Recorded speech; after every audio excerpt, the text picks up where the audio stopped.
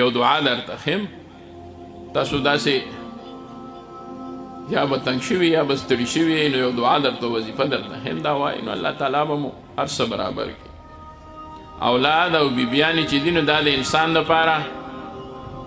او مال دا امتحان د ابتلا د ازمایش ته چې ښه وي نو خو ډېره ښه ده که خراب شي خدای دې نه کړي نو د انسان ټول ژوند پې خرابېږي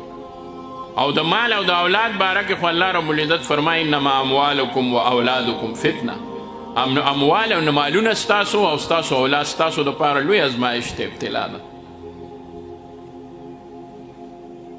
قرآن مجید کې الله فرمایي او زمونږ شیخ صاحب رحمت الله علیه حضرت قبلګاه محترم رحمت الله علیه به دا وظیفه د دې آیت شریف خامخا خوله په تقریر کې وی به سحر او ماښام دا آیت شریف وایي الله رب العزت د مؤمنانو صفت کوي والذین یقولون ربنا هب لنا من ازواجنا وذریاتنا قرة اعین واجعلنا للمتقین اماما دا وایي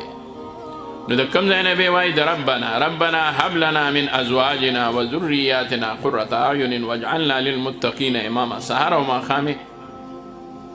دا درې ځله وایي هغو به فرمایل چې الله فرمایي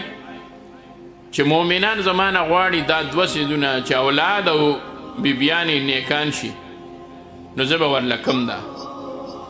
نو الله نه به هم دقه وظیفې سره دا دعا غواړو د آیت شریف سره نو الله تعالی به زمونږ بیبیانې او زمونږ اولاد زمونږ دپاره د سترګو یخوالی کوي